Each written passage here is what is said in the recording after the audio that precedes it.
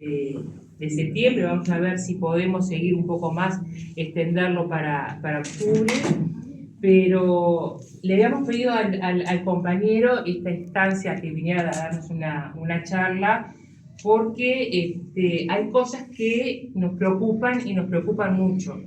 Nosotros en el comité estuvimos viendo la resolución del plebiscito de allanamiento nocturno y entonces pensábamos, por ejemplo, si a un senador, dos senadores de la República los investigaron en democracia, se investigaron en democracia a un compañero del PCNT, se investigaron en democracia alumnos, algunos menores, por un salón sindical.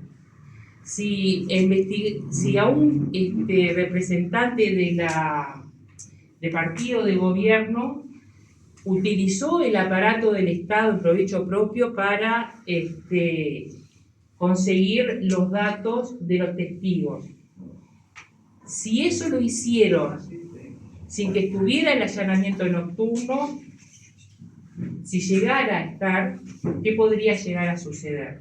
Entonces, por eso lo invitamos a Charles en su calidad de Frente Amplista, primero, integrante de la mesa política, como senador de la República, integrante del Parlamento, como de profesión abogado, como haber estado en el Ministerio del Interior y por sobre todo por ser un ciudadano uruguayo, como nosotros que estamos acá y que tenemos dudas y preocupaciones con todo lo que está sucediendo.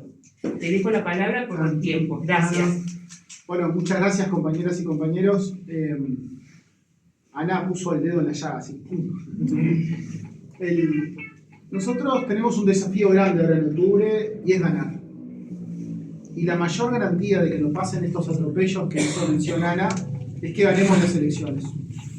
Y tenemos que dejar el cuero en la estaca, como se dice, para tratar de cumplir con ese objetivo, porque la verdad, miren que nosotros, como decía Ana, a mí me tocó estar en el Ministerio del Interior del 2010 al 2017 y a nosotros nunca se nos pasó por la cabeza utilizar la infraestructura de seguridad para investigar a la oposición.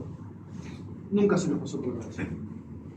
Todo lo que hicimos nosotros fue fortalecer la infraestructura de seguridad para combatir el delito, para combatir el gran narcotráfico. Y realmente las cosas que pasaron en este gobierno, lo único que tienen que hacer es avergonzarnos. Y por eso cuando Yamandu dice el gobierno de la honestidad, ese es el camino nuestro. ¿Podemos haber cometido algún error? Sí, podemos haber cometido algún error. Pero la gran mayoría de las políticas públicas fueron en beneficio de las grandes mayorías. Y Ana hacía mención a un conjunto de situaciones que son muy complejas y todavía se siguen investigando. Porque lamentablemente este gobierno todavía hay una sensación de impunidad, que ustedes la deben sentir, como la siento yo. Hay una sensación de impunidad brutal. Ahora hay una fiscal que pidió, por ejemplo, tratar de periciar a nivel internacional las comunicaciones entre el presidente Lacalle y Astesiano, y la fiscalía niega. Yo hice una presentación, me presenté como víctima de un delito de espionaje, y nosotros lo que solicitamos es eso, porque lo que queda es la sensación que queda entre nosotros, si no se llega a la verdad material, es una gran sensación de impunidad. Y los blancos tienen eso. Los blancos gobiernan cada 30 años, pero cuando vienen arrasan con todo. Y acá arrasaron con algo que es, nosotros cuando fuimos gobiernos dejamos la vara en lo que es la democracia plena del Uruguay. La dejamos en los mayores niveles. Es decir, nosotros vamos a tener oportunidad a partir del 1 de marzo del año que viene ver lo que dejamos el país en toda una serie de índices a nivel internacional y cómo nos entregan ellos, ¿no? Eso no tenemos duda de que así es porque lo estamos viendo. Y el tema de los allanamientos nocturnos, ya que Ana lo pone a decir, yo estoy en contra por un tema de garantías. Yo creo que hoy con este gobierno no tenemos las garantías para que se utilice bien este instrumento. ¿Por qué? porque ellos te proponen eso como la bala de plata. Ellos dicen que esto es la bala de plata en contra del narcotráfico. Pero resulta que esta semana hoy nos enteramos que 4 toneladas de cocaína salieron de Paraguay, pasaron por el puerto de Montevideo y cayeron en el mes de junio en Barcelona. La semana pasada nos enteramos de 3 kilos 800.000, ¿no? De 3.800 kilos de tonelada que cayeron en Portugal, que pasaron lo mismo en la escala esa. Es decir, y si quisieran combatir el narcotráfico de verdad, si quisieran hacer un allanamiento de noche al puerto de Montevideo, lo pueden hacer. Hoy los allanamientos se pueden hacer a una pizzería, a un depósito. Es decir, hoy ya el instrumento, es decir, lo único que es el sagrado inviolable es el hogar. Y la lógica de lo que plantea la Constitución es que porque en el hogar es donde nosotros, por la noche, es donde nosotros estamos con la guardia baja. Entonces el constituyente cuando pensó en eso, pensó en la protección de la familia. Es decir, nosotros no tenemos dudas que una boca de droga no es un hogar. Nosotros lo que creemos es, y en esa discusión que tuvimos en la mesa política, lo que nos planteamos nosotros es justamente eso, es decir, que nosotros creemos que tenemos que tomar una de las urgencias que vamos a tener que enfrentar cuando seamos gobierno, entre varias, una de ellas es la seguridad. Y en este caso, si el gobierno, una de las políticas que fracasó es en materia de seguridad, y no lo decimos nosotros los frente amplistas, lo dice toda la población, lo dicen todas las encuestas de opinión, y hasta los propios compañeros de coalición de ellos, ¿no? Hasta sus propios colegas, porque por algo Manini está pidiendo que se declare la emergencia, ¿no? Uno dice, está todo bien, volvieron las carteras, y los otros, uno niega y el otro te dice que hay que declarar la emergencia. Entonces, hoy ya hay una serie de instrumentos, si quisieran combatir el narcotráfico, ¿verdad? Ya hay una serie de instrumentos que lo podrían utilizar y no lo están utilizando. Toda la lucha contra el crimen organizado, el lavado de activos. Hoy, si quisieran hacer procedimientos en el puerto de Montevideo, lo podrían hacer y no lo hacen. Se podrían hacer, patrullar de noche. Nosotros ahora con Fernando estamos haciendo miles de kilómetros y estamos de recorrida y llegamos de madrugada y entramos desde los accesos, yo vivo en el buceo, hasta que voy a mi casa, uno no ve un patrullero. ¿Y por qué no se patrulla anoche si el delito transcurre por la noche? ¿No? O por las rutas. Yo les puedo decir, nosotros hicimos 40.000 kilómetros de marzo a junio. ¿Ustedes saben cuántas veces vimos a la caminera en la ruta? 5 veces. Quizás que menos, pero 5 veces con suerte. Y ahora estamos recorriendo, no vemos en la caminera. Es decir, ¿y qué medidas tomó este gobierno cuando llegó? Primero desarticuló toda la brigada de drogas.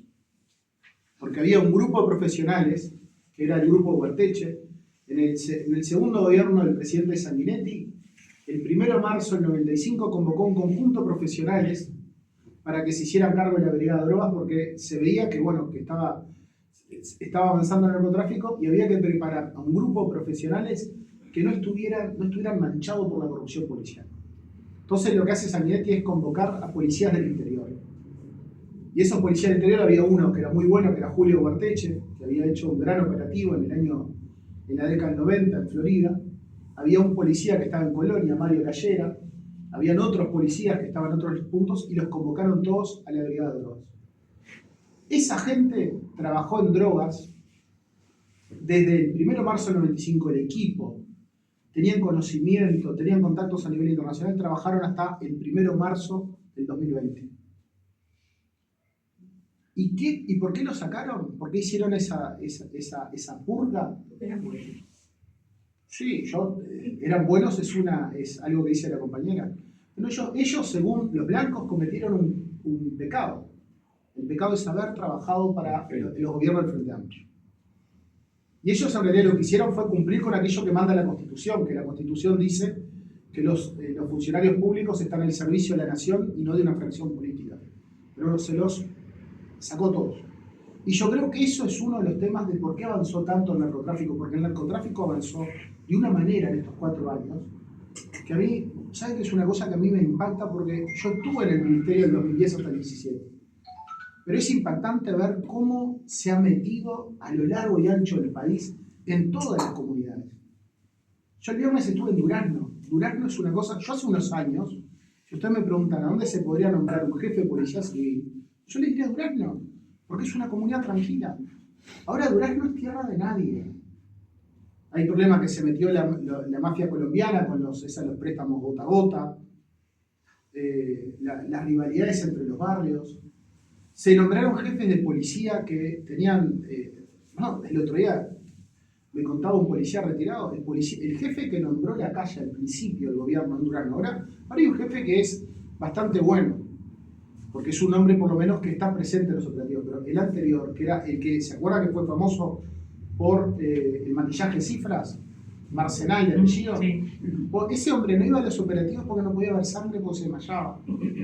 A ese hombre le nombraron jefe de policía. Entonces, pero así fue sucesivamente. De los 19 jefes que nombraron, hay 15 que hoy no están. Entonces, realmente existió un avance muy grande en el narcotráfico y el allanamiento nocturno no va a mejorar eso.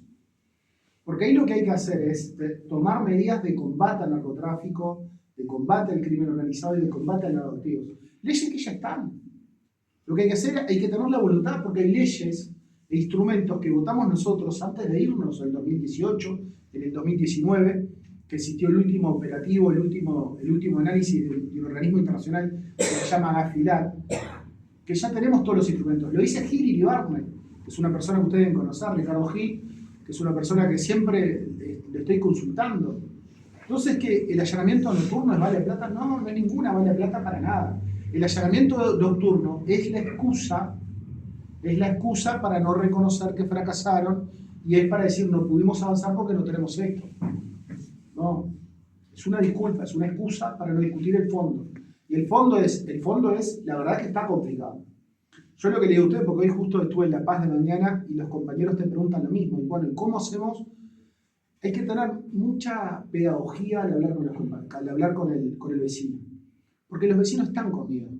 Porque realmente hay mucho temor entre los vecinos. Entonces no nos podemos poner a discutir con los vecinos. Hay que tratar que los vecinos razonen, ¿no? Que piensen, que reflexionen. Es decir, y que reconozcan que en este proceso también el Frente Amplio, de las muchas cosas que hizo en el gobierno, hizo un fuerte proceso de profesionalización de la policía. Lamentablemente eso también se perdió. Esos son años, marcha atrás que dimos, ¿no? Pero yo creo que hay que pedirle a los vecinos a reflexionar y decirles cómo esto no va a ser. Y esto además, es cierto, hay en muchos países que ya existe este instrumento. Los pocos que no existen es en Portugal, en Uruguay. Sí, hay algunos países centroamericanos. Pero la verdad son 4 países. La verdad es que este no es un instrumento, es decir, este instrumento en los países que existe no se utiliza para, es la última medida, es una medida extrema.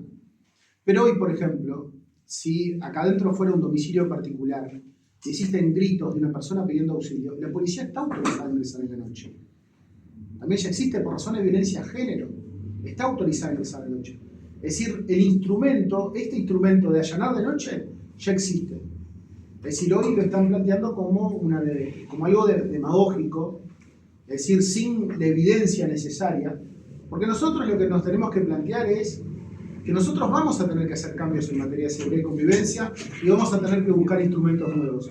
Pero esos instrumentos nuevos que vamos a buscar, lo que nos tenemos que plantear es el camino al Frente Amplio, es sentarse alrededor de una mesa y si los blancos proponen el allanamiento nocturno, que te digan, bueno, ¿cuál es la evidencia que tenés para decir que el allanamiento nocturno es el instrumento? ¿No? ¿Cuál es la evidencia? Bueno, a partir de ahí empezar a discutir. Yo creo que nosotros vamos a tener que enfrentar esta elección sabiendo que los principales problemas, lo que más le angustia a la gente es el tema de seguridad, uno, y el otro tema es el tema de la economía. Esos son los principales problemas que angustian a la gente. Y nosotros lo que tenemos que tener es la capacidad de poder dialogar con nuestros vecinos y darles herramientas a nuestros vecinos y demostrarle a ellos cómo, desgraciadamente, los que nos dijeron, porque se acuerdan que cuando estamos en el debate de la LUC y la levantada de firmas de la LUC no se puede derogar la LUC porque sería el acabose, ¿no? Bueno, la LUC se confirmó, es decir, está firme. Bueno, a aquel momento la excusa era la LUC, bueno, ahora tienen la LUC. Pero bueno, ahora la excusa es el allanamiento nocturno. Y ellos cometieron para mí 3 pecados, ¿no? Un pecado ya les dije, el haber echado a todos los profesionales que hacía 25 años que venían trabajando en materia de seguridad y convivencia. El segundo pecado es algo que nosotros estamos en un grupo de trabajo que está Germán, es decir, ellos establecieron un gran descontrol sobre las rutas nacionales. Porque el narcotráfico, Marcet, ¿qué le vende al mundo? La logística, ¿no? Porque no. Pero que ahora el narcotráfico no es como aquellas series viejas que nosotros veíamos, que Pablo Escobar se dedicaba a la producción, es decir, al cultivo, a la transformación, a la producción, a la logística y de llevar la droga hasta Estados Unidos. No, ahora ellos se dividen, ¿no? Hay uno que se dedica a la producción, el otro se dedica a la logística y el otro se dedica a llevar a Europa o al país que sea, al continente que sea. Entonces, Marcet lo que vende es logística. Pero la droga circula por aire, por tierra o por agua.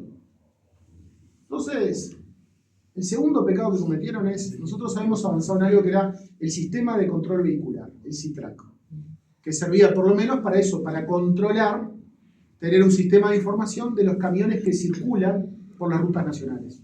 Y ellos quisieron dejarlo sin efecto. ¿Por qué? Porque bueno, no estaban de acuerdo, porque ellos vieron que son más, no les gusta mucho el control, porque hay mucha evasión en eso. Hay evasión, pero también hay otras cosas no santas, ¿no? Entonces, hoy hay un gran descontrol en las rutas nacionales. No tenemos información de lo que está circulando en las rutas. ¿Podríamos tener un instrumento? Sí, el SITRAC, se dejó de lado. El tercer pecado, que eso sí es imperdonable, entregaron el puerto Montevideo hasta el año 2081, por 12 periodos de gobierno. Nuestros economistas del Frente Amplio hicieron un cálculo. Enriquecieron a esta empresa privada en 2.380 millones de dólares.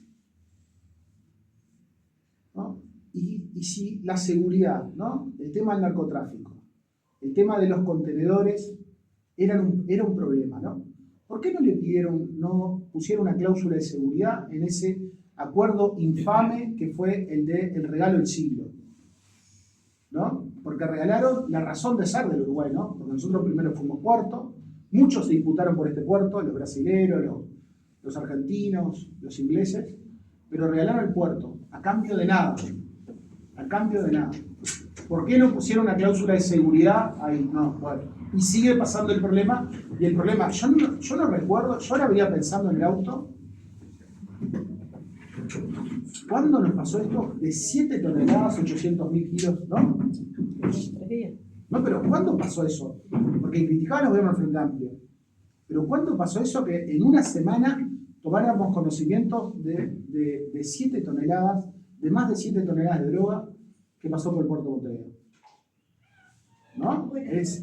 Ese pecado para mí es terrible.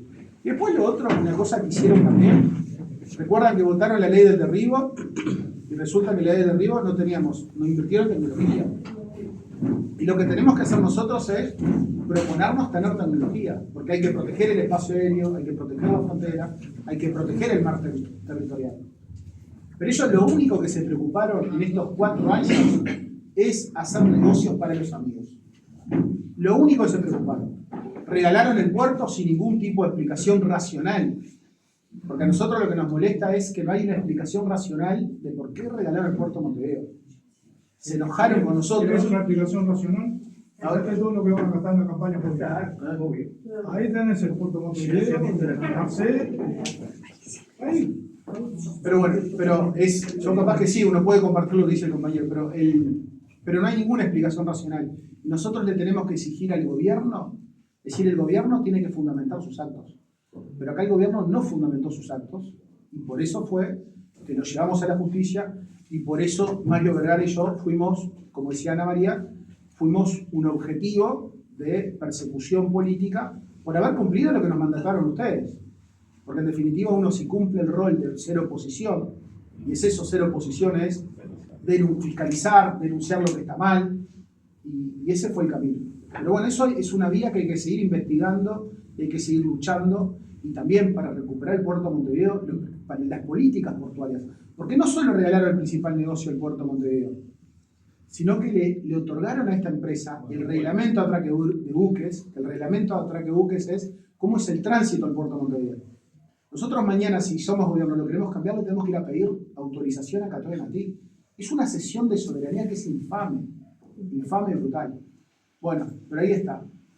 Después lo otro es, yo creo que nosotros lo que tenemos que salir es hablar con mucha tranquilidad con los vecinos, no hay evidencia, esta no es la herramienta. En los países que existen el allanamiento nocturno no lo utilizan porque ponen en riesgo a la policía, a los funcionarios policiales. Nosotros, imagínate, una boca de droga en un asentamiento. ¿Cómo haces un allanamiento nocturno? Si no tenés infraestructura. Muchas veces los fiscales y los jueces tienen dificultad durante el día de llegar a la casa, ¿qué dirá en la noche, no? Entonces, decir, es una situación por algo, el propio sindicato policial no está de acuerdo. Y yo creo que esa es una herramienta que nosotros también tenemos que tener, como que ni los propios trabajadores. Guarteche, Mario Leyera siempre nos decían, ningún operativo se perdió, es decir, de los operativos exitosos que tuvo la Policía Nacional durante 25 años de lucha contra el narcotráfico, ninguno tuvo peligro o no fue exitoso por no tener esta herramienta. No, sino todo lo contrario.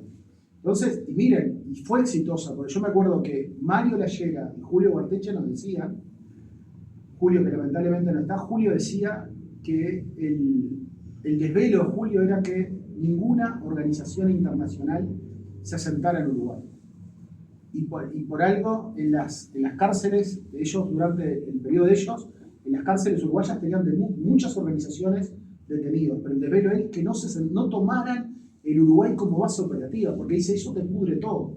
Y lamentablemente, durante estos 4 años, el Uruguay es base operativa. Les guste o no al gobierno, esa es la verdad.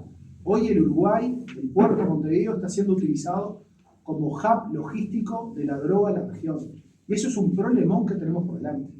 Hay que reconocerlo como tal, porque es uno de los grandes desafíos que vamos a tener. Entonces yo creo que hay que tener mucha voluntad política, y quizás que sí, quizás que tengamos que votar leyes nuevas, tener nuevos instrumentos, pero esta herramienta no es la necesaria.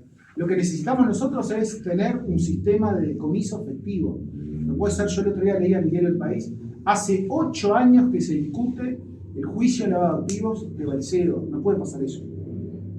Yo siempre pongo el ejemplo, yo no quiero que sea como cuando ejecutamos un cheque sin fondo. ¿Vieron cheque sin fondo? Ustedes presentan el cheque y el juez decreta el embargo, la ejecución y 10 días, le da 10 días. Yo lo que tenemos que hacer nosotros en estos casos es, tenemos que tener una vía mucho más rápida. Porque si se pone al narcotraficante preso y tú no le tomás el dinero mal habido, que fue fruto de sus negocios criminales, él va a seguir mandando a la cárcel, él va a seguir mandando desde dentro de la cárcel. Entonces lo que tenemos que tener nosotros son herramientas, quizás sí, para que el decomiso sea más rápido, más efectivo, pero no podemos pasar 8 años. Balcedo, lo que se le acusa a Balcedo es que él lavaba la plata de los monos, de esto, del grupo Narco Rosario. Entonces nosotros tenemos que tener, yo creo que sí, que tenemos que sentarnos y llegar a consensos políticos, porque no podemos estar discutiendo esto. Y les digo, cuando digo no podemos estar discutiendo, les digo está para nosotros, ¿no? Porque miren que nosotros mismos tenemos que tener claro que acá está en jaque la soberanía. Nosotros tenemos una oportunidad, sí, tenemos una oportunidad. Pero acá hay que tener claro que Ecuador, hace 7 años atrás, Ecuador, estaban los inicios de algo. Hoy Ecuador, prácticamente ustedes han visto lo que ha pasado en Ecuador, que es un estado de excepción tras estado de excepción, asesinatos, un montón de cosas. Entonces nosotros tenemos una oportunidad real, y hay que tomar medidas, pero esta, sin lugar a dudas, no es la herramienta. Yo no sé, Ana, dejaría por acá para intercambiar con los compañeros. Porque... Sí, claro. Esa era un poco la idea que no terminé de comentarla. De que ahora, si estamos de acuerdo, iniciamos el ida y vuelta, y así después el compañero se puede ir porque tiene otras actividades. Javier. Ana, ¿cómo andás? Chau. ¿Cómo andás? ¿Está bien? Bien, ¿vos? Con el tema del puerto, a partir del 1 de marzo, cuando ya vamos a tener mayoría parlamentaria. Yo voy a agarrar el celular para anotar, Ya me imagino que algo masticado en el tener. ¿Cómo podemos revertir esa situación? ¿Ya que hacemos una ronda? ¿Parece? Yo estoy tomando nota. Sobre el puerto, ¿cuáles son las posibilidades legales, ¿no?, que tiene el Estado uruguayo en el internacional para demandar y volver anular ese contrato? Está bien. ¿Qué plantea el Frente con relación al tema de las cárceles? O sea, dentro del plan de gobierno, digo, ¿cómo se va a encarar ese tema?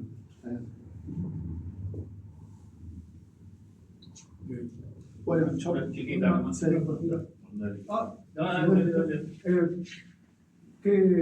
¿Cómo está el nivel de radarización para controlar el espacio aéreo? Está bien. Como te decía, de la ganancia de la empresa de 2.300 millones de dólares, ¿eso es hasta la finalización del supuesto contrato? No, esa Eso es por año. Ahora te cuento. Ahora te cuento. No, digo, Y bueno, otra hicieron... con esto, pero Sí. es un poco atrevida, es ¿qué posibilidades hay de investigar al Cuquito, pero seriamente? Esa es una buena... El tema es... Miren, yo Por algo se puso primero de todas las listas. sí, y por algo Heber echó a Rafa, ¿no? Necesita fueron. No, yo creo que acá lo problemático de... Acá es una lástima, ¿no? Pero nosotros los frente amplistas somos muy cuidadosos de la institucionalidad, está bien, somos muy defensores. Yo mismo mi profesión es abogado pero después uno ve en la práctica y ve que el sistema no funciona, ¿no? Eso es triste. Y yo creo que en este caso, el caso Astesiano, en el caso del puerto, pero el caso Astesiano más que nada, uno ve la impunidad del sistema, ¿no? Es decir, acá los fiscales generales no se dieron cuenta todavía el daño que le están haciendo al país, porque la sensación que queda entre la gente es como... Vale todo. ¿no? Vale todo. Es que vale todo, es que cualquiera, ¿no? Como Sí, que sí. si tenés poder, si sos presidente, podés hacer cualquier cosa, ¿no? Porque el caso Astesiano, y está bueno si ustedes lo pueden leer, el libro de Lucas Silva, que es una investigación periodística muy interesante, va a salir ahora un documental, los finales de septiembre, principios de octubre, va a salir un documental que se llama El Facilitador, que vincula dos casos que están conectados, que es el caso Marcel y el caso Astesiano, y realmente te da esa sensación, ¿no? Yo creo que nosotros vamos a quedar con muchas incógnitas en el caso Astesiano. Y en el caso Marcel también, pero en el caso Astesiano, nosotros... Miren, a mí me duele, como uruguayo me duele, que yo escuchara cuando nos cita la fiscal para decirnos la pena que le va a imponer a esta persona, que fue el autor material del delito, el actual jefe de la seguridad presidencial, un comisario apellido Martínez, dice que Astesiano lo llama al piso 4, y en el piso 4 le dice: necesito toda la información personal de Charles Carrera. Luis dice, dale con todo. Y a mí como ciudadano, porque en definitiva Luis, yo me imagino que Luis es Luis Lacalle Pou, y en definitiva es el presidente de todos nosotros, ¿no?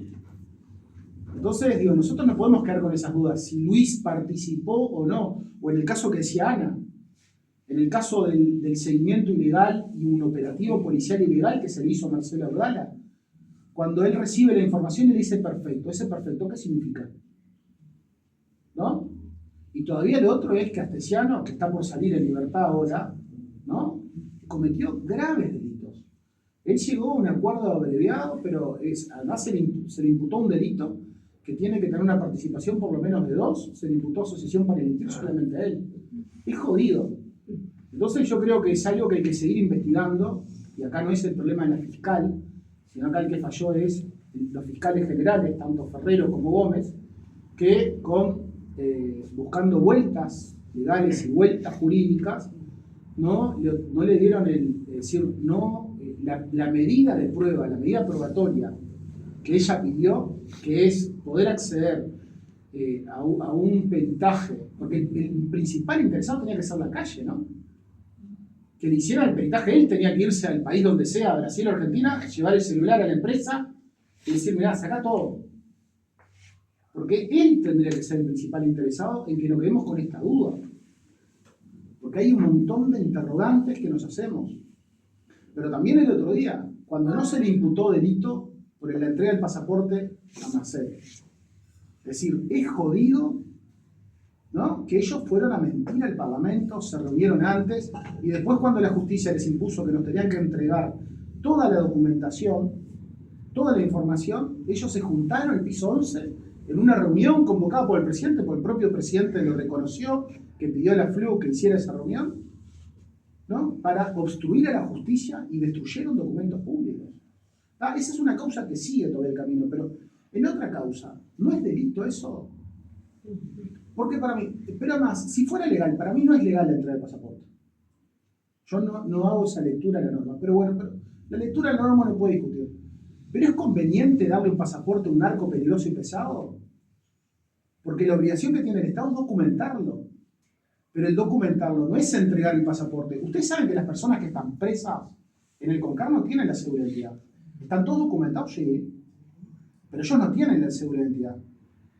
La tiene el director del CONCAR. Y el director del CONCAR, cuando él se va, sí le entrega la cédula. Pero a Marcel, él estaba preso por haber ingresado con un pasaporte falso a Paraguay, y el gobierno uruguayo siguió la estrategia de Marcel, la estrategia de los abogados de Marcel. Como que él había, y como él tuvo el documento, él era un nacional uruguayo, fue engañado por el paraguayo porque el pobre hombre no tenía necesidad de ir a buscar un documento falso en Paraguay. Pero es conveniente, es oportuno para el... No es. En el 2019, Marcel, en Santa Cruz de la Sierra, pide el documento y no se lo otorgó. ¿Por qué? Porque los servicios de inteligencia funcionaron bien, porque saltaron alarmas. Que es eso lo que tiene que pasar. Pero más el fiscal no pidió el levantamiento de secreto bancario. El fiscal solamente pidió testimonios. Para mí, yo no tengo... Para mí es un buen profesional este fiscal. Este fiscal para mí es un buen profesional. Pero no podés quedar solo con eso, porque tenía que haber pedido el levantamiento de secreto bancario, porque es raro, ¿no? Es muy raro que una persona, que las principales autoridades de los ministerios sabían que era un narco peligroso pesado, igual le otorgaron el pasaporte. Es raro. No sé, ¿quién ordenó que le entregara el pasaporte? ¿No? Es la primera pregunta que nos hacemos. ¿Por qué se le entregó? No, digo, se lo podría haber entregado por un viaje. Para no, pero se lo podría... Es eso, es muy raro todo. Yo no sé Entonces, si el fiscal preguntó alguna vez, pero por ejemplo, Carolina H. dijo que alguien la llamó. ¿Quién va a ser? Uno. Sí, yo creo que... Entonces, pero ahí el fiscal... Y después habría que decirle, por ejemplo, él que tiene una indignación y que Maduro muestre las actas, que está muy bien, no solo la calle, casi todo el mundo le pide a Maduro que muestre las actas, pero él no muestra los chats entre Astesiano y él. Entonces habría que decirles, vos le pedís las actas a Maduro, mostrá los chats. Pasa que Maduro es indefendible, ya no le podemos defender. Sí, bueno, está. Pero el tema es que mejor que ni nombremos a Maduro porque si no nos complica la jugada a nosotros. Pero yo lo que creo es que uno de los problemas que vamos a tener y de los desafíos que vamos a tener cuando sumamos la presidencia del gobierno a partir del 1 de marzo del año que viene, justamente es la degradación institucional que vimos en este tiempo. Porque es muy jodido. Y hay que trabajar en eso, en la sensación de impunidad. Porque nosotros, ¿cómo le vamos a aplicar? Porque son mensajes que se dan a los habitantes. Pero es prioritario la designación de un fiscal general, Charles. Sí, sin lugar a dudas. Porque no era, cuando estaba Jorge Díaz, era otro el respaldo que tenían los fiscales. Yo creo que en este momento el tema de los fiscales es que no hay respaldo, porque Gómez y Guerrero... No, yo creo que miren que eso es una... Miren, nosotros propusimos nombres. Lo que pasa es que este es un gobierno, les digo porque yo estuve en las conversaciones, este es un gobierno que no le gusta negociar, le gusta imponer. Y ellos, claro, quieren imponer su nombre. Es disculpa eso de que no tenga respaldo. Juan Gómez fue nombrado por unanimidad del Senado. Él después se enfermó, si no cumplía 70 años el año que viene y se tuvo que ir. Y ellos después ahora, había una forma, es decir, yo creo que nuestro sistema es sabio. El sistema te establece que cuando vos, la Constitución te dice, vos para nombrar un ministro de la Suprema Corte de Justicia o un ministro del TCA, te podés poner de acuerdo. Y si no te pones de acuerdo, la Constitución te dice, va el más viejo. Y acá en la Fiscalía había un sistema. Si vos no te ponías de acuerdo, había un sistema de subrogación. Ellos ahora hicieron algo jodido, que es, hicieron la subrogación con nombre y apellido. A mí realmente, para mí ellos sí que la querían a la fiscal Ferrero, en realidad le hicieron la cruz a Ferrero, ¿no? Porque la verdad, a mí si un fiscal me dice Heber, me dice que Ferrero es buena, me dice Fossati que Ferrero es buena, me dice Bianchi que Ferrero es buena, yo pobre Ferrero, yo no tengo nada contra Ferrero, trabajé bárbaro con ella, pero te digo, pobre, esto si la querían hacer propaganda, la querían, pobre, le hicieron la cruz, ¿no? Pobre mujer. Pero yo creo que sí, que es uno de los desafíos que tenemos de nombrar, pero yendo a las preguntas que hicieron, muchos compañeros preguntaron el tema del puerto, Javier preguntaba el tema del puerto, si se puede revertir esa situación. Por ahora hay una situación de litigiosa, diríamos, que nosotros en principio tenemos que esperar que terminen unas acciones de nulidad que están en el Tribunal de lo Contencioso Administrativo. Los legisladores del Frente Amplio presentamos una acción, los diputados presentaron una acción que es una acción por violación de lo que se llama la participación política, que es un derecho. Nosotros, es decir, para crear, porque acá se creó un monopolio en el puerto de Montevideo, ¿no? Se dio un monopolio a un privado. Para darle un monopolio se necesita ley por mayoría especial, y eso no pasó por el Parlamento. Entonces, es un derecho que se reconoce en los tratados internacionales. Y después lo otro, Montecom tiene un juicio también pidiendo la nulidad. Hace pocos días, pero no salió la sentencia, salió porque Montecom pidió la suspensión del acto. Y claro, pero suspender un acto administrativo es como sacar un 5 de oro en el TCA, es imposible. Entonces era algo que uno sabía que podía pasar. Pero va a ir al juicio a la etapa final. Y acá lo interesante es que el TCA tiene un antecedente de una sentencia en el año 2008. Esta empresa siempre soñó con tener un monopolio, es decir, el manejo exclusivo de los contenedores en Puerto Montevideo. En el año 2003 inició un juicio contra el gobierno del presidente Valle, y ese juicio terminó en el año 2008, y en el 2008 hay una sentencia del TCA que dice que ellos, para tener derecho a la exclusividad, eso es un monopolio, y se necesita ley. Entonces, hay ese antecedente que es muy interesante. Yo creo que hay que pedir, esperar eso, y lo otro que hay que esperar también, acá hay que ver, ¿no? Los accionistas de Montecom, que son chilenos y canadienses, iniciaron 2 juicios a nivel internacional por un monto que yo creo que son 870 millones de dólares. Eso también es una sentencia que va a reconocer nuestro gobierno, son cosas que hay que esperar, porque no hay duda que acá no es que yo sea una antipatria, ¿no? Pasa lo que hicieron esta gente, lo que hizo fue todo ilegal, todo ilegal. Entonces, es una cosa que es bastante compleja. Pero eso yo creo que lo que hay que hacer... Cesante, ¿Cómo? ¿Por lucro cesante? Sí, los juicios de los accionistas sí. Pero acá hay que esperar que culmine ese proceso y después nosotros, que culmine esos procesos, vamos a tener que empezar a negociar como gobierno, porque yo creo que lo primero que tiene que dejar es la mayor manifestación de soberanía de un país, es que puede dictar sus leyes y sus decretos sin tener que preguntarle nada a nadie, ¿no? Lo primero que hay que hacer es sacar el reglamento a traquebuque, que eso hay que sacarlo porque eso es algo que es una herramienta de desarrollo de la actividad portuaria que tiene que tener la Administración Nacional de Puertos. Entonces yo creo que nosotros vamos a tener, y además en nuestro gobierno, en nuestro plan de gobierno, en nuestro programa, que votamos en diciembre en el Congreso, decía que nosotros esto tenemos que renegociar. La aspiración del gobierno es que esto hay que renegociarlo porque realmente es infame, ¿no? Entonces, lo otro es las ganancias de la empresa que preguntó un compañero. Esta empresa ganaba por año, las ganancias eran 40 millones de dólares. Cuando el convenio esté 100%, va a ganar 100 millones de dólares por año. Entonces, imagínense por 60 años, ¿no? El cálculo que yo les dije, que de la noche a la mañana esta empresa, los estudios que hicieron los compañeros Valcorba, Mijail Borja y Polga, lo que te dice es que esta empresa de la noche a la mañana, por la sola firma del acuerdo, vale 2.380 millones de dólares más. De la noche a la mañana, esto se firmó en febrero, creo que fue el 29 de febrero del 2021. Es decir, al otro día valía 2.380 millones de dólares más. Si la salen a vender, Es Se increíble. firmó el 29 de febrero de 2021. No, fue falso, el porque 19 o el 25. Yo ahora- no fue el año vigente. Porque el humor del perro Gil. Pero después otra compañera preguntó qué nivel de radares para controlar espacio aéreo. Un compañero preguntó, no hay. Hay que invertir. Nosotros tenemos que invertir en tecnología en el puerto, tenemos que invertir en tecnología para la frontera y tenemos que invertir en radares. Pero invertir en serio, ¿no? No esto de las OPV, que es una joda, ¿vieron? Que es una joda acá. Las lanchas. Las lanchas estas de OPV, ¿no? Resulta que una empresa que tenía problemas financieros, sí, pero es decir, que nunca construyó un buque de estos, una lancha para tareas militares. No, todavía no consiguió el aval. Pero ya no se puso el plazo. No, pero sí, en estos días para mí hay que anular eso, porque además... Aparte ya no se pagó una comisión por eso ya.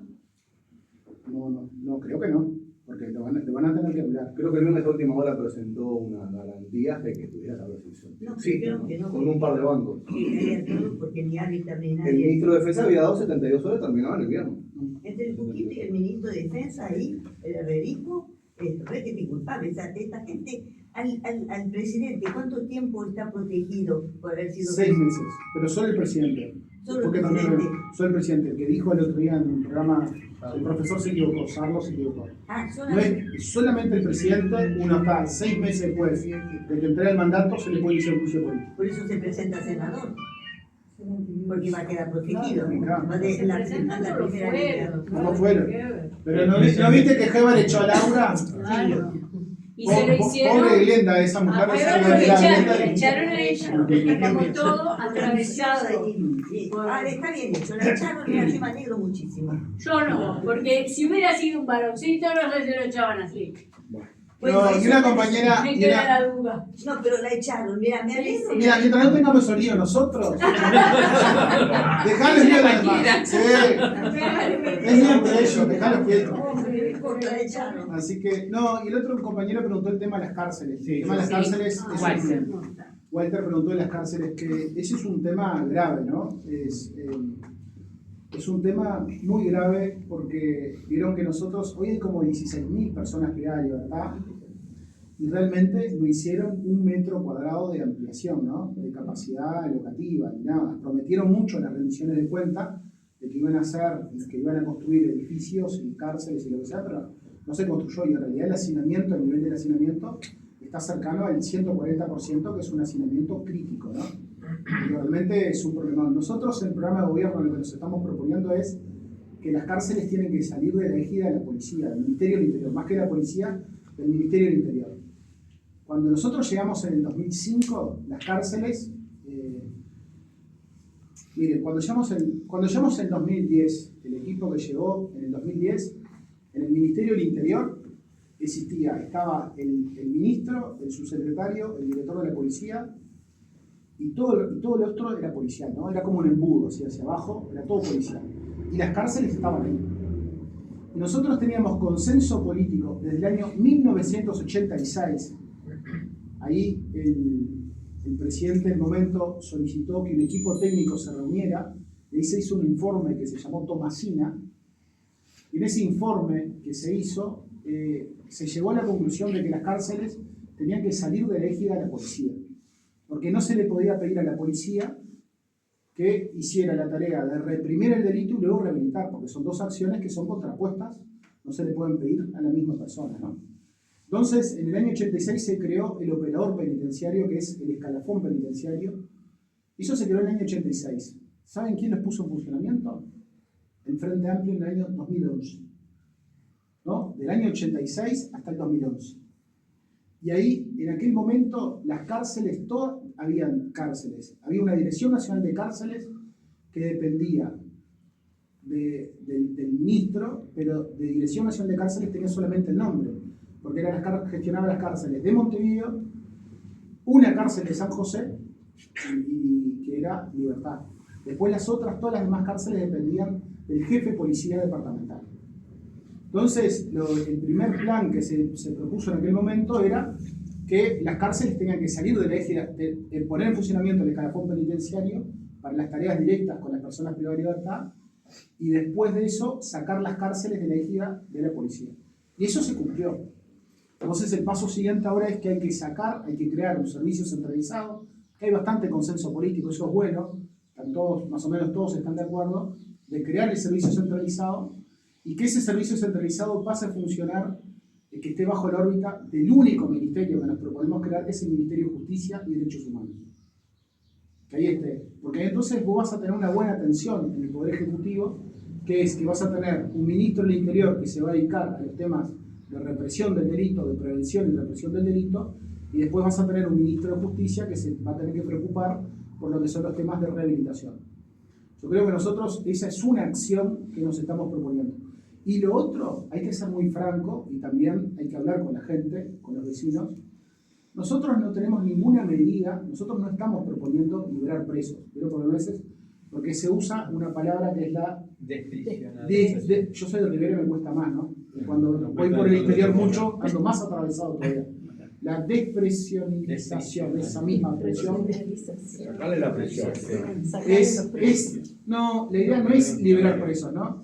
Es que nosotros necesitamos otros instrumentos para tratar con las personas privadas de libertad. No todo se soluciona con cárcel, ¿no? Por ejemplo, nosotros tenemos un grave problema de adicción. Nosotros realmente, como sociedad, nos es más fácil sacar las personas que tienen salud mental, ¿no? Y las personas que tienen problemas de adicciones y meterlas dentro de la cárcel. Pero eso no resuelve, porque en realidad le estamos tirando el problema a los funcionarios, a los policías y a los funcionarios, los operadores penitenciarios que trabajan allí. Y en realidad nosotros lo que tenemos que hacer es, hay que tratar de usar medidas, otras medidas alternativas a la prisión. Pero eso también es necesario ir con un cambio cultural. Por ejemplo, hay en muchos países anglosajones, por ejemplo en Estados Unidos, hay juzgados de lo que es, que se llama justicia terapéutica. Es decir, si una persona tiene graves problemas de adicción, ¿qué es lo mejor? ¿Ir a la cárcel o que el juez le dé la oportunidad y le diga, mirá, tenés que hacer un tratamiento, te tenés que rehabilitar, o si no, le da un incentivo hasta a la persona, ¿no? O si no, vas a la cárcel. Entonces, bueno, esas son herramientas que hay que tratar de utilizarlas, porque, claro, a nosotros nos cuesta. Porque nosotros tenemos una cultura latina que todos nosotros estamos por el castigo. Entonces, eso a nosotros nos cuesta, pero también nosotros tenemos que saber que muchas veces hay que utilizar justicia restaurativa. A una persona que le roba una garrafa de gas, con lo que cuesta una garrafa de gas, ¿qué le sirve más? Que la persona vaya presa, pero yo le diría que le diéramos la opción a la persona, ¿no? Le preguntáramos a la víctima el delito. ¿Qué le sirve más si le preguntás a la víctima el delito? ¿Qué te sirve más? ¿Ir preso? ¿Que mandar preso al que te robó la garrafa o que te la devuelva? ¿Qué va a optar la mayoría de la gente? Que le devuelva la garrafa, ¿no? Bueno, nosotros tenemos que empezar a utilizar mecanismos, que eso nos cuesta, pero eso tiene que ser también de un cambio cultural en el cual nosotros tenemos que ir ingresando esos instrumentos a nuestro ordenamiento en forma paulatina para que la gente entienda, ¿no? Y después lo otro es, yo me acuerdo que una vez le pregunté a los policías, de las 16.000 personas privadas de libertad, les puedo asegurar que muchos son perejiles. Es decir, en aquel momento que había 9.000 personas privadas de libertad, me acuerdo que Julio Ortecha me dice, un tercio son peligrosos. Un tercio son peligrosos y pesados que lo tendremos que tener con medidas privativas. El tema es que la mayoría de las personas privadas de libertad hoy están por delitos menores o, por ejemplo, los grandes narcotraficantes, se acuerdan que el año pasado o en el principio de este año existió un escándalo bárbaro porque muchos de ellos estaban con prisión domiciliaria, ¿no? El narco de la Tahona todavía no se le había dado 24 meses de prisión con 256 kilos de pasta base, pobre desgraciado, pero una que tenía mujer problemas riñones. Una mujer que ingresa droga a la cárcel le da 4 años. 4 años, claro. Nosotros tenemos que ver eso también, ¿no? Es decir, también uno tiene que establecer un nuevo régimen punitivo. Es decir, ¿qué nos duele más como sociedad?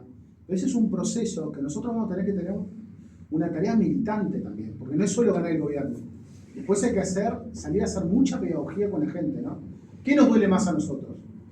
El narco de la Tahona, que ingresa 256 kilos de pasta base al Uruguay, que no es para consumo interno.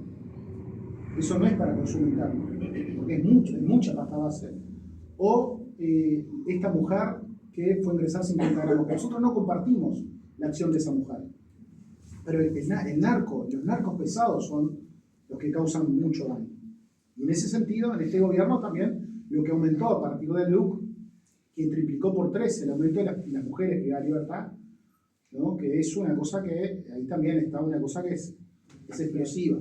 No, pero realmente en materia carcelaria, yo creo que nosotros ahí nos estamos proponiendo, hay un cambio que hay que sacar las cárceles de égida del ministerio, hay que ir por la creación del Ministerio de Justicia, aunque Bordaberry no esté de acuerdo, hay que ir por la creación del Ministerio de Justicia, porque realmente es importante que los temas que estuvimos discutiendo, es importante, vieron que nosotros tenemos 13 ministerios, cada uno de ellos se dedica a una política sectorial, y es importante que en Uruguay alguien se dedique a discutir los temas de justicia.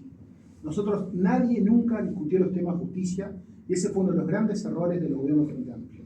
Porque los temas de justicia lo discutía o el secretario de Presidencia, o los temas de justicia lo terminaba discutiendo el ministro del Interior. Y nosotros necesitamos que alguien se siente con la Suprema Corte de Justicia, y porque se da recursos, y alguien por lo menos le discuta a la Suprema Corte de Justicia y le diga, mirá, la violencia de género es un problema grave, entonces, bueno, los recursos que tengamos acá, tenemos que meter acá. No puede ser que en Uruguay hay mejor justicia para cobrar un cheque, que el conflicto es mínimo, y tenemos la peor justicia en materia de mujeres, en materia de niñez, en materia de infancia. Tenemos la peor justicia. No puede pasar eso. Porque esos son los temas que si no se resuelven bien en un momento determinado de la vida, son esos que van creciendo, y son los graves problemas de violencia estructural que tenemos en nuestra sociedad. Yo creo que es muy importante la creación del Ministerio de Justicia. Ese ministro de Justicia no le va a decir a los jueces la sentencia que tienen que dictar, pero sí le puede decir a la Suprema Corte de Justicia y decirle, ¿no? Che, estamos, en la época de la vida que estamos, los jueces tienen que ingresar por concurso, ¿no? No existe que no ingresen por concurso, ¿no? Los jueces tienen que ascender por concurso, ¿no? Porque la gran mayoría de los mortales, sacando los gobiernos blancos, ¿no? Y el Poder Judicial, porque nosotros hablamos mucho caram, pero nos olvidamos también, nosotros también tenemos que discutir más los temas de justicia. Yo logré que se votara una ley al finalizar el periodo anterior de los concursos de los jueces, que el concurso de los jueces fuera obligatorio, que se ingresara por concurso, que se ascendiera por concurso, que si se iba a trasladar un juez lo notificaran previamente, ni pedía 10 días, era 5 días, porque como llegué a un acuerdo, vieron que a veces uno tiene que llegar a un acuerdo, bueno, pero por lo menos 5 días. Porque muchas veces trasladan a un juez del lugar porque no están de acuerdo con lo que está haciendo. Les pongo el ejemplo de Mariana Mota. Mariana Mota estaba avanzando en causa de derechos humanos, la sacaron de la materia penal y la pusieron al civil. Y los ministros de la Suprema Corte de Justicia no tienen que explicar sus actos. Es el poder más absolutista que conozco, ¿no?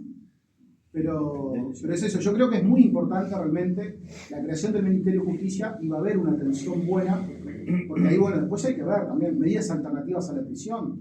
Eso, hoy hay, yo creo que hoy son 6.000 o 7.000 presos, ¿no, Adriana? Que están con medidas alternativas, pero también tenemos que tener un sistema que funcione, ¿no? Que funcione con medidas alternativas.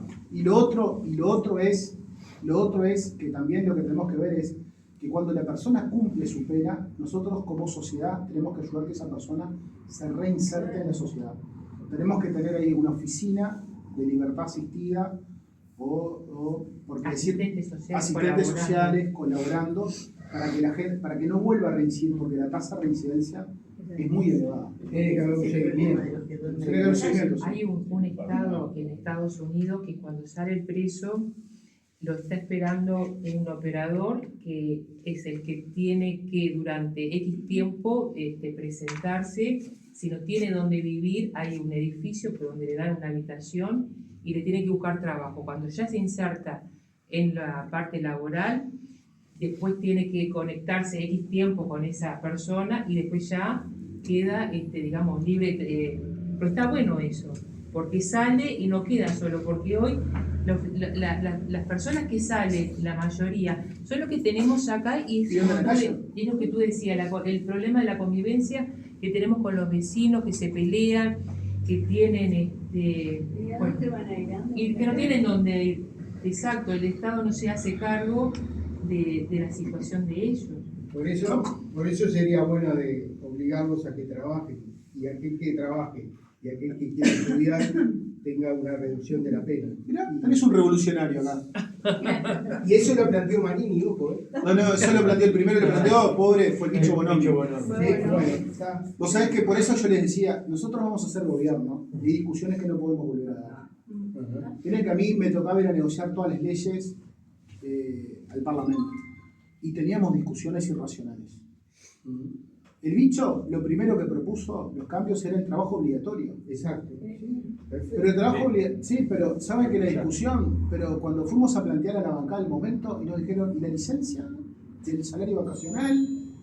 Y no sé, pero el bicho le dice, pero uno cuando está privado de libertad, yo estuve preso. La licencia, ¿qué va a hacer? ¿Adentro de la celda?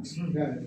Pero le hace el trabajo obligatorio. Entonces son discusiones irracionales totalmente. Le hacemos un bien porque se están formando, están trabajando y no están inactivos. Salen con oficio. Yo te voy a venir a buscar acá si se repite esa discusión, Walter. Dale, y vos venís conmigo.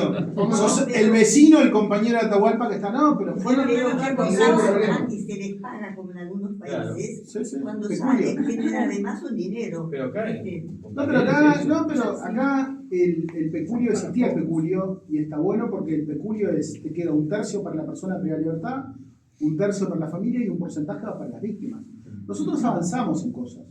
El tema fue, tuvimos muchas discusiones, vieron que era agotadora la discusión. Sí. Yo me acuerdo, miren, nosotros votamos una nueva ley integral de trata. Yo quería subir las penas de la trata. Yo creo que son irrisorias las penas de la trata. Porque yo creo, para mí, miren, el sistema represivo funciona. Y tiene que funcionar, y tiene tiene una funcionalidad en la sociedad. Yo, para mí, los grandes narcotraficantes, los lavadores de dinero y las personas, para mí, la trata, la esclavitud sexual y ir contra la libertad de las personas son de los delitos más aberrantes que hay. Contra menores. Y contra menores también. Pero son los más aberrantes que hay. La pedofilia. Todo eso es aberrante, No, pero no pudimos subir la pena porque nos pusimos de acuerdo entre nosotros. Tomamos las mismas penas de las viejas leyes que venían. Son cosas que no pudimos entre el Frente Amplio. Por eso yo le digo, hay cosas, porque ahí va a ir un cristiano. Yo no voy a ir, por suerte. Yo ya dije, yo ahí no piso ni que me pague el doble.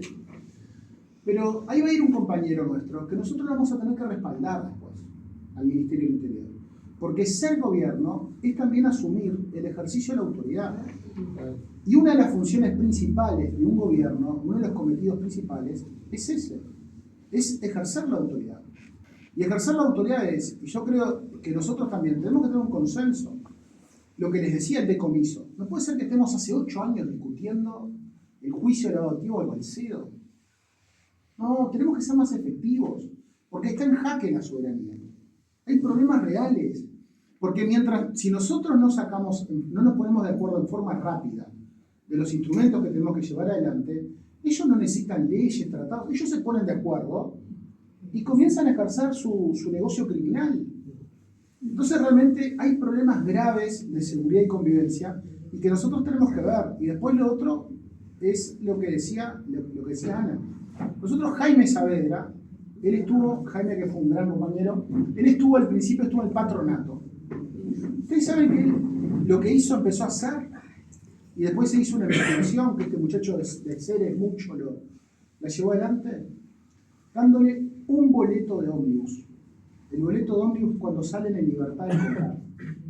Porque ¿cómo salían antes? Primero, no sabes, lo primero que un preso, lo primero que tiene que saber es que la pena la va a cumplir de tal día a tal día. No sabés cuándo cumplís la pena. No sabías, ¿no? Entonces, lo otro es, salía el CONCAR con la muda de ropa. ¿Qué iba a hacer la persona? Iba a ir a la primera estación de servicio y iba a robar. Entonces, ¿qué hacía? Al darle un boleto, ya bajó la tasa de reincidencia. Es decir, lo que decía Ana, que tengan porque hay gente que tiene familia para apoyar, pero hay otra que no. Que son esa gente que desgraciadamente... Claro, que estén contenidos. Hay mucha gente que desgraciadamente vive en la calle, pero no tienen amparo. Entonces realmente es una situación compleja, pero también eso es... nosotros vamos a tener que hacer pedagogía y también no hay que enojarse con la gente porque hay mucho temor de la gente. Pero hay que hacer mucha pedagogía. Exacto. Y capaz que cuando lleguen a los territorios tener las otras líneas políticas, ¿no? Que acompañen eso. Porque hablaban de empleo, de quién sostiene. Ahí está la articulación interna entre los ministerios también, ¿no? Que a veces ahí es donde llega y, bueno, llega al mismo barrio donde consumí y vendía. Entonces, bueno, tenemos que estar como articulando todo, que también ahí Y está nosotros difícil. saber qué hacer. Porque si tuviéramos unos teléfonos, unas cosas. Toda esa problemática. Pero por Pero más que los vos querías vecinos todo esto, no de lo darle el tienen. boleto, de darle empleo, tiene que sostener más estructurado. A mí me pasó una cosa terrible, ¿no? Me acuerdo que nosotros en un momento, para la estrategia para la vía de la convivencia, estuvimos tratando a la gente que vive en la situación de calle allá por el 2012, ¿no? Entonces, invitamos a la universidad para discutir. Vino una profesora divina, ¿no? Con una tesis, bien, con la tesis normal, de su manera de decir, con el deber ser. Pero ¿qué pasa? Cuando después nos llamó, cuando estaba con el SAR, que tenía una persona en la puerta de su edificio, lo quería sacar. ¿No? Yo le dije a la profesora divina, digo, ¿viste? Ese es el problema, porque vos tenés que entender, claro, cuando no tenías una persona en situación de calle en la puerta de tu edificio, el que estaba mal era el otro vecino. Pero ahora que vos tenés el problema en tu puerta, ahora te estás dando cuenta que es un problemón. Y es un problemón. ¿Qué sé yo? Pero no es solo acá en Montevideo. Pero miren que yo me acuerdo que en la elección del 2019, un compañero nuestro, el diputado de Florida, Carapa, con los compañeros, estaban preocupados porque había en Florida una persona en situación de calle. Ahora ya hay una veintena de personas en situación de calle. Y así como en Florida, en todos los departamentos hay gente en situación de calle. Es terrible. Pero eso son estas políticas de exclusión que aplicaron. Y lo que dice la compañera es, yo creo que el desafío más grande que tenemos nosotros, pero y eso aprendimos, y eso está en el programa, la transversalidad de las políticas. Porque el problema de seguridad no es solo del Ministerio del Interior. Los problemas de seguridad son del MIDES, del Ministerio de Vivienda, del Ministerio de Trabajo, de Educación. Es decir, y lo que tenemos que hacer nosotros es hacer políticas donde tenemos que caer en conjunto. Porque nosotros vamos a tener que pacificar comunidades y pacificar barrios, pero no es con la policía. Es porque tiene que volver la presencia del Estado. Porque si no está el Estado, viene otro que lo compra fácil. Lo compra de manera muy fácil a los gurises, porque le promete una vida, otra vida, que va a poder llegar a un nivel de consumo que en su familia, en su casa, por un trabajo normal no pueden llegar. Hoy los narcos están bancando ya populares. Sí. Pero todo, Sí, ahora ya, sí, ya sean los liberados, que muchos de ellos son los que después están en la calle, o gente que está en la pobreza. Todo te lleva a una política de seguro social, que la verdad no sé de dónde se pueden sacar los recursos. Es muy difícil financiar una. Pero un seguro social es ineludible porque esa gente no tiene nada, no va a tener nada, nadie le va a dar trabajo. Entonces, ¿qué puede hacer si no tiene un seguro social? Yo creo que nosotros el desafío que vamos a tener, primero que vamos a tener, hay compañeros que ya están trabajando, que tenemos Adriana, que un día le puedo invitar, que les puede contar toda la deuda que nos van a dejar con Germán acá, un día que los números, pero yo lo que creo es que nosotros vamos a tener urgencias que la vamos a tener que atender. Hay muchas veces que yo creo que en el tema carcelario, cuando estudiamos para la PPP, una persona privada de libertad nos costaba como $800, ¿no? Sí, ahora nos cuesta, ahora en este presupuesto, $15.000 al año un preso. Un preso. Un preso nos cuesta $15.000 al año y un tercio, y un tercio reincide en los primeros 3 años. ¿Te lo das? ¿Y los 15.000 Por dólares eso- van preso o se No, queda por el camino? pero esos $15.000 se van en salario, sí se pierde lamentablemente, pero es salario, es gasto de Comida. recursos Comida, humanos, gasto de recursos funcionamiento, humanos, de inversiones. Nada es educación. Claro, el Cualquier tema es, inversión que se haga se paga sola, porque a los 3 años un tercio reincide y volvemos a gastar eso. yo creo que nosotros tenemos que rediscutir, por ejemplo, Jaime Saavedra, con Graciela Barrera, que es una compañera que han trabajado también con Adriana, están viendo cómo rediscutir los presupuestos y ver cómo podemos invertir de una manera diferente, ¿no? Porque hay que ser eficientes. Yo creo que en algunos lugares quizás que haya recursos y hay otros que vamos a tener que sacar, ¿no? Porque si nosotros hablamos, y una cosa que está en el programa y está muy bien, cuando dice Yamandú, por ejemplo, blindar la infancia, nosotros ahí tenemos que blindar la infancia, que no es solamente el niño, ¿no? Es una familia, porque miren que nosotros tenemos una situación de pobreza a nivel infantil que nos tiene que avergonzar, ¿no? Entonces, el nivel, y en este periodo de gobierno, la pobreza infantil creció. Entonces nosotros no nos podemos proponer ninguna política de seguridad a largo plazo si seguimos teniendo 180.000 niños, niñas y adolescentes en situación de pobreza, ¿no? Y además eso, hay una familia, y ahí que tenemos, como un compañero dijo, hay que tener un sistema, porque ¿qué pasa? Nosotros cuando llegamos en 2005, nosotros tenemos un 40% de pobreza. En el 2019, ¿qué nos proponíamos nosotros? Nos proponíamos enfrentar el núcleo duro, que era el 8%, ¿de acuerdo? Pero el núcleo duro hay que trabajar prácticamente en un cuerpo a cuerpo, porque hay que ayudar a esa familia que tiene que salir adelante. Tenemos que tener un sistema de trabajo protegido, tener cuidado, un sistema de cuidado, porque muchas veces son mujeres que no se pueden hacer cargo o salir a trabajar porque tienen que hacerse cargo de la familia. Educación, calificación, ¿no? Hay que recalificar a esa gente. Vivienda. Es decir, vivienda. Erradicar asentamientos. Eso. Pero nosotros ahí lo que nos tenemos, en esto primero, en esa urgencia, pero eso, mire, en esta urgencia, esa urgencia la tenemos que atender. Porque o si no, es decir, por seguridad, además está comprobado que si invertimos desde el momento de la concepción hasta los 3 años de edad, cuando esa persona cumpla 18 años, va a haber un retorno entre 8 y 10 dólares en la sociedad. Es la mejor inversión. Vamos a tener mejor convivencia, vamos a tener gente con mejor salud, gente con más habilidades, porque ¿cómo no van a proponer hablar de la reforma educativa? Si hoy los gurises se están desmayando de hambre. Ahora mañana estuve, me dicen que en el Liceo 2 de La Paz, hay gurises que van al liceo para tomar la merienda, para tomar la leche. Es decir, es de locos. Entonces nos tenemos que proponer realmente, yo creo que esa es la primera urgencia que vamos a tener que atender, y ahí va a tener que salir recurso donde sea. Así que los economistas, pónganse a trabajar. El tema, ¿qué es lo que vamos a poder hacer? Porque hay tanto que por el tema cárceles es importante, el tema vivienda es importante, pero el tema de los niños es más importante todavía. Y nos están dejando la deuda, lo que se robaron, el país destrozado. ¿Cómo vamos a enfocarnos? Yo creo que el programa de gobierno lo plantea bien, y vieron que el 16 se va a presentar las primeras medidas. Yo creo que nosotros, el 16 de septiembre, se va a presentar el plan, va a ser en Colonia, se va a presentar. Ahí yo creo que nosotros tenemos que dividir por etapas, porque el que mucho abarca, poco aprieta. Entonces nosotros tenemos que definir las urgencias, ¿no? Yo creo que esto de la infancia es una urgencia. Con la vivienda, porque la infancia. Pero nosotros, por ejemplo, acá nos proponemos, por ejemplo, duplicar el presupuesto. Si no sacamos los asentamientos. Pero no sacamos los asentamientos, pero avanzamos pilas en materia política de vivienda. Pero hay asentamientos. No, pero sin lugar a dudas, nosotros todo lo pudimos hacer. ¿Qué pasa? Pero ustedes recuerdan, hoy yo tuve con el Flaco Gassi en La Paz, porque hay cosas que nos olvidamos.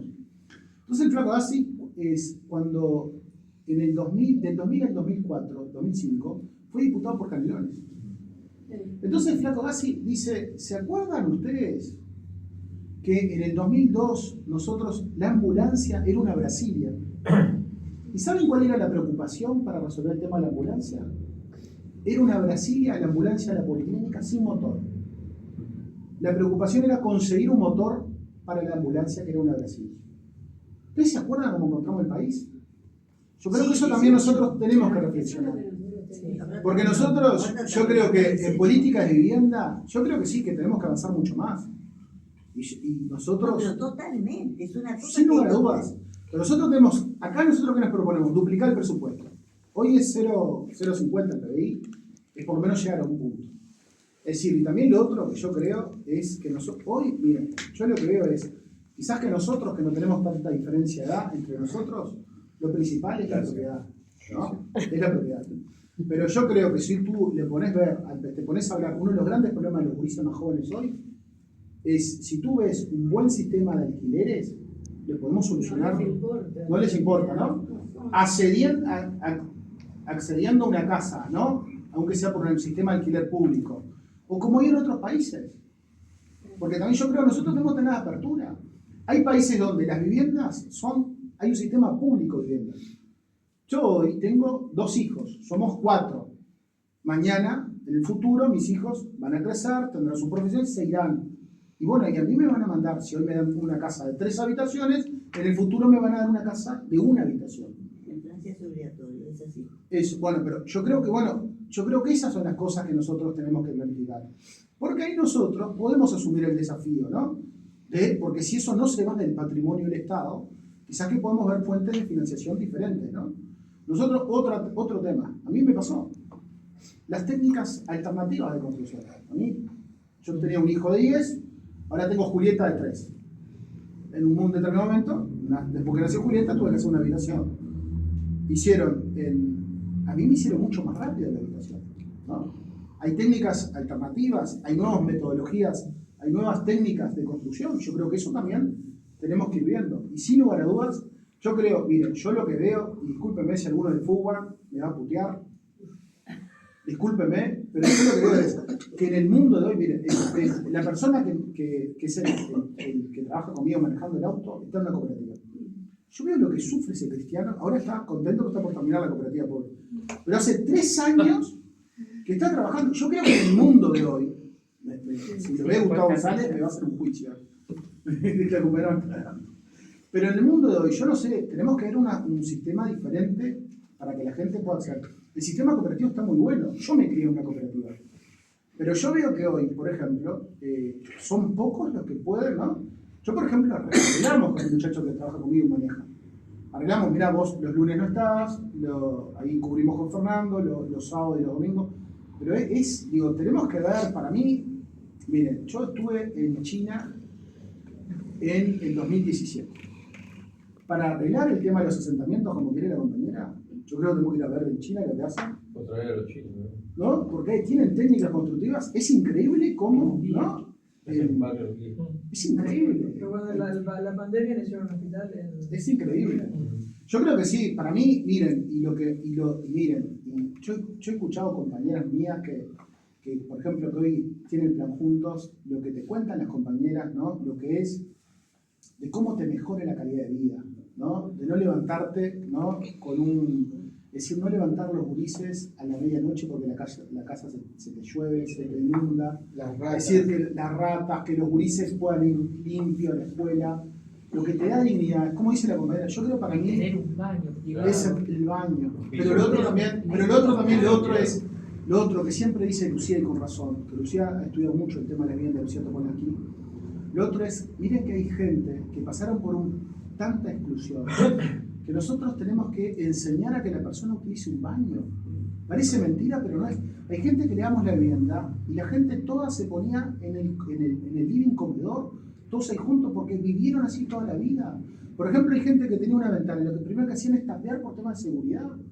Nosotros tenemos que ayudar. Hay gente que tenemos que acompañarla porque vivieron un proceso de exclusión muy grande y ese es el desafío que tenemos, porque eso lo que se va a seguir es generando más pobreza, más exclusión y más violencia. Es terrible. Miren que nosotros tenemos desafíos, pero miren que ganar el gobierno, nosotros lo que tenemos que hacer es ganar el gobierno, porque miren, ganando el gobierno, nosotros lo que tenemos es, el poder ejecutivo es el poder más importante del país, porque es donde, como dice el Pepe, es donde vos definís para qué lado, cómo cortás el tocino y para qué lado cae un poquito más gordo. Entonces, y es ahí que se define. Entonces es central, la función administrativa es la más importante. Y ahí yo creo que nosotros tenemos un buen programa, tenemos la mejor fórmula, porque la verdad que Yamandí y Carolina son la mejor fórmula. Vieron que la verdad que nosotros aprendimos de la autocrítica, ¿se acuerdan lo que nos pasó en las elecciones pasadas, en esta elección, la misma noche? Bueno, pero para que pasara eso tuvimos que trabajar mucho tiempo, porque no es que eso iba a pasar de la noche a la mañana, ¿no? Se tuvo que trabajar y la misma noche salió la forma.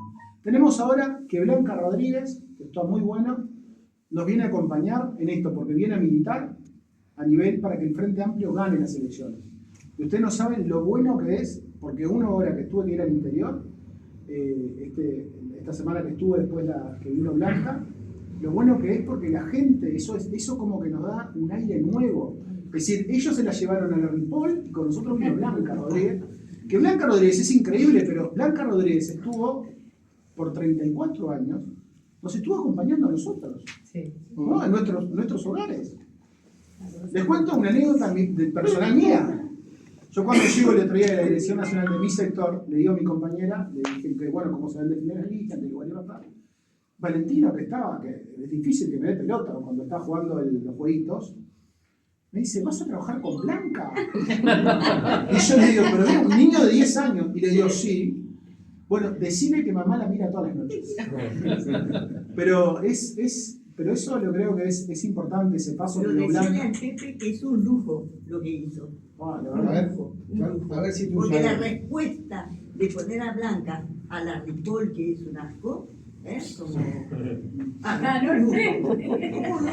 Un lujo, brillante el Pepe, brillante. La verdad, no, y es una persona que viene, miren que el nivel, ustedes no tenían que dar un litro de leche todos los días por estar en el palacio. El trabajo insalubre. Yo creo que ustedes es la primera obligación que tenían todos los comités de base, los legisladores, porque miren que hay que bancar a Silva, Bianchi, a Gandini, a Heber, porque más tienen la impunidad de la palabra, Mira, más Bianchi mienten. tiene que ir a internación, ¿cómo le dicen? Compulsiva. Compulsiva. No, pero miren que mienten y no se les mueve el pelo, ¿no? Es una cosa Esa es tienen enferma, esa es una enferma. No, ellos lo que tienen ellos lo que fomentan es la grieta, la división.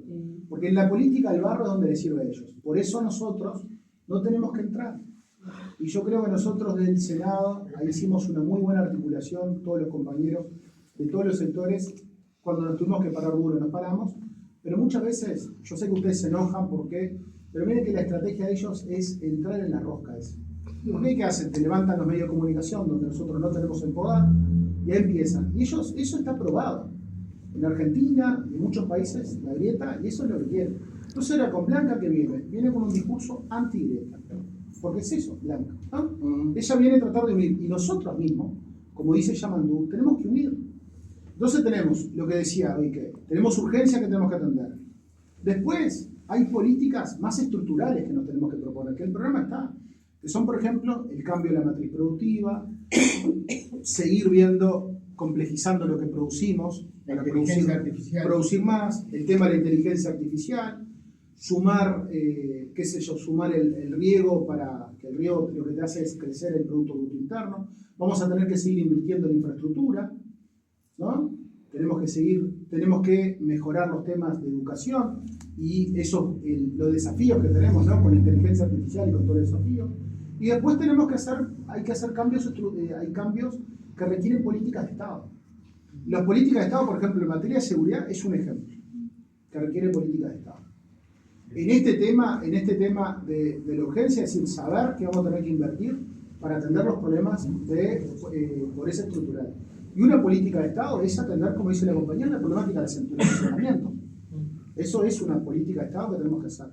Yo creo que los desafíos están, pero lo que hemos hecho nosotros, que hemos aprendido y nunca nos podíamos imaginar, ¿no? Cuando después de la derrota, no nos íbamos a imaginar que hoy estaríamos en septiembre del 2024 acá hablando de los desafíos de ganar una elección y asumir el gobierno el 1 de marzo del 2025. De verdad que... No podíamos haber roto. No, y yo les aseguro que ganamos la elección con mayoría parlamentaria. Después que Ana me escriba, no,